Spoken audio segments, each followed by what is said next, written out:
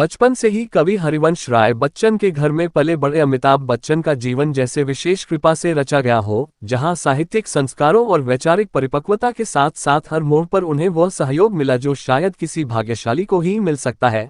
फिर चाहे वह पारिवारिक सपोर्ट हो या राजनीतिक संरक्षण या फिर दर्शकों का अथाह प्रेम, अमिताभ बच्चन की यात्रा किसी चमत्कारिक गाथा से कम नहीं रही। पर आज बात अमिताभ की नहीं, बल्कि उनके करियर की एक बेहद चर्चित और ब्लॉकबस्टर फिल्म नसीब की, जो मनमोहन देसाई के निर्देशन में बनी थी और जिसे एशिया कॉर्पोरेशन के बैनर तले प्रोड्यूस किया गया। ये वही मनमोहन देसाई थे जिनकी फिल्मों की एक लंबी श्रृंखला दर्शकों के दिलों पर आज भी राज करती है, जैसे 1968 की थैली, 1970 की सच्चा झूठा, 1974 की रोटी, 1977 की अमर अकबर एंथनी, 1979 की सुहाग, 1982 की देश प्रेमी, 1983 की कुली और 1985 की मर्द जैसी फिल्में, जिनकी शैली, कहानी और प्रस्तुतिकरण आज भी रेफरेंस माने जाते हैं। नसीब की कहानी लिखी थी प्रयागराज ने, स्क्रीन प्ले तैयार किया था कादर खान ने और संवादों में अपनी लेखनी का जादू बिखेरा था फाजिल खान ने। करीब 3 घंटे 2 मिनट की लंबाई वाली यह फिल्म 1 मई 1981 को रिलीज हुई थी और इसमें अमिताभ बच्चन, शत्रुघ्न सिन्हा, ऋषि कपूर, हेमा मालिनी, रीना रॉय, किम यशपाल, अमजद खान, कादर खान, प्रेम चोपड़ा, शक्ति कपूर, अमरीश पुरी, जीवन जैसे दिग्गज सितारे शामिल थे। फिल्म नसीब अपने गानों के लिए भी बेहद मशहूर हुई थी, जिनमें लक्ष्मीकांत प्यारेलाल का संगीत और आनंद बख्शी के बोल ने 4 चांद लगा दिए थे।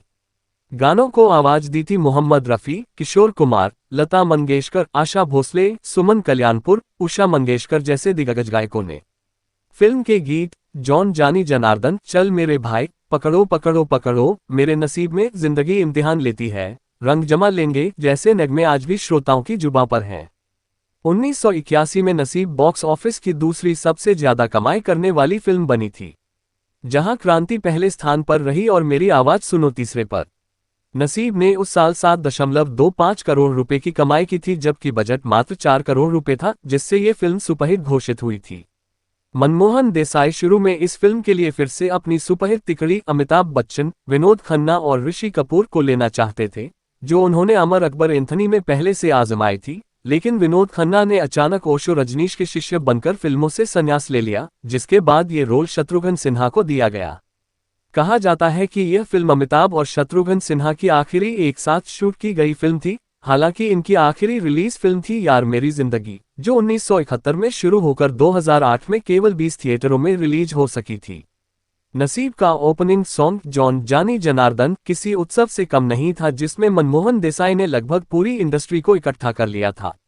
एक हफ्ते तक मुंबई के फेमस मोहान स्टूडियो में शूट हुआ ये गीत, जिसमें राज कपूर से लेकर राकेश रोशन, मिथुन चक्रवर्ती, शत्रुघ्न सिन्हा, सिमी ग्रेवाल, विजय अरोड़ा, सतीश शाह, ओम शिवपुरी, सिंपल कपाड़िया जैसे सितारे नजर आए। उन सभी को मनमोहन देसाई ने खुद नहीं बल्कि राज कपूर से निर्देशित करवाया था। शूट के लिए एक ही जैसे 2 सेट बनाए गए थे ताकि अमिताभ बच्चन जैसे मुख्य कलाकार अपनी डांस प्रैक्टिस अलग सेट पर आराम से कर सकें। ये गाना इतना लोकप्रिय हुआ कि इसी नाम पर साल 1981 में मनमोहन देसाई ने एक फिल्म की घोषणा भी कर दी थी, जिसमें अमिताभ बच्चन, मिथुन चक्रवर्ती और कमल हासन को लिया जाना था, लेकिन वह फिल्म कभी बन नहीं पाए। बाद में 1984 में टी रामा राव ने जॉन जानी जनार्दन नाम से एक फिल्म बनाई, जिसमें रजनीकांत ने 3 किरदार निभाए। नसीब का बजट उस दौर में सबसे ऊंचा था। मनमोहन देसाई ने शुरू में सिर्फ 3 रीलें शूट कर डिस्ट्रीब्यूटर्स को दिखाई थी और जब उन्हें फिल्म की भव्यता का अंदाजा हुआ तो उन्होंने कहा कि आप फिल्म बनाओ, पैसे की चिंता मत करो। रीना रॉय का रोल पहले परवीन बॉबी के लिए था, लेकिन उनके विदेश इलाज के कारण उन्हें रिप्लेस कर दिया गया। ऋषि कपूर के साथ शुरुआत में नीतू सिंह को लिया गया था, जिन्होंने शादी के चलते फिल्म छोड़ दी और फिर किम यशपाल की एंट्री हुई, जिनके लिए उनके मैनेजर रिकू ने बहुत मेहनत की, लेकिन बाजी किम इसलिए मार गई क्योंकि वे केतन देसाई यानी निर्देशक मनमोहन देसाई के बेटे की करीबी थीं। फिल्म में कादर खान और प्रेम चोपड़ा पिता पुत्र बने थे, लेकिन असल जिंदगी में प्रेम चोपड़ा कादर खान से उम्र में 2 साल बड़े थे, जिसे मेकअप के जरिए छोटा दिखाया गया था। अभिनेता यूसुफ खान, जिनका नाम इस फिल्म में फिर से जिम गैस के तौर पर रखा गया, वे 1985 में ब्रेन हेमरेज से चल बसे थे और उनके बेटे फराज खान की भी मृत्यु बाद में चेस्ट इन्फेक्शन से हुई। नसीब वह पहली फिल्म थी जिसका ट्रेलर दूरदर्शन पर रिलीज से पहले दिखाया गया था, जिससे दर्शकों में उत्सुकता काफी बढ़ गई थी। शत्रुघ्न सिन्हा और अमजद खान जिस शीशे के घर में फिल्म में रहते हैं, उसे खासतौर पर डिजाइन किया गया था डैनी देसाई के द्वारा, जो मनमोहन देसाई के भतीजे थे, और इसकी चर्चा विदेशों में भी हुई थी। क्लाइमैक्स सॉन्ग रंग जमा लेंगे को मनमोहन देसाई वास्तव में एक घूमते हुए रेस्टोरेंट में शूट करना चाहते थे, लेकिन कैमरा स्थिर नहीं रखा जा सका और इस विचार को त्यागना पड़ा। फिल्म में शत्रुघ्न सिन्हा के बचपन का किरदार निभाने वाला बच्चा कोई और नहीं बल्कि आज के सफल निर्देशक अनीस बज़्मी थे, जिन्होंने वेलकम, दीवाना मस्ताना, नो एंट्री, रेडी जैसी फिल्मों का निर्देशन किया है। नसीब उन गिनी चुनी फिल्मों में थी जिसने प्रत्येक भारतीय टेरिटरी में 1 करोड़ रुपए से ज्यादा की डिस्ट्रीब्यूशन वैल्यू हासिल की थी। बंगाल में नसीब के कलेक्शन अमिताभ की अन्य फिल्मों से बेहतर रहे और ये दर्शाता है कि फिल्म का राष्ट्रीय स्तर पर प्रभाव कितना गहरा था। ऋषि कपूर ने एक इंटरव्यू में कहा था कि उन्हें नसीब में ज्यादा करने को नहीं मिला, उनकी तुलना में अमर अकबर एंथनी में उनकी भूमिका कहीं ज्यादा सशक्त थी, और यह बात उन्होंने व्यंग्य में भी कही थी कि जब फिल्म में अमिताभ होते हैं तो बाकी एक्टर्स को सपोर्टिंग बना ही दिया जाता है।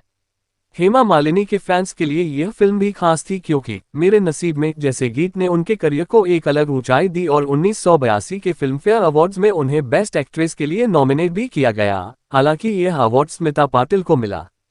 तो ये थी 1981 की ब्लॉकबस्टर नसीब की कहानी और उसके पीछे के दिलचस्प, अनकहे और विस्मयकारी किस्से। एक फिल्म जो सिर्फ बड़े सितारों की मौजूदगी के कारण नहीं, बल्कि अपने संगीत, भव्य सेट, भावनात्मक कहानी और पूरी इंडस्ट्री की एकता को दिखाने वाली मिसाल बन गई। अगर आपको यह वीडियो पसंद आया हो तो इसे लाइक करें, शेयर करें और हमारे चैनल को सब्सक्राइब करना न भूलें ताकि आने वाले ऐसे ही रोमांचक और दुर्लभ फिल्मों के किस्सों से आप रूबरू होते रहें। धन्यवाद।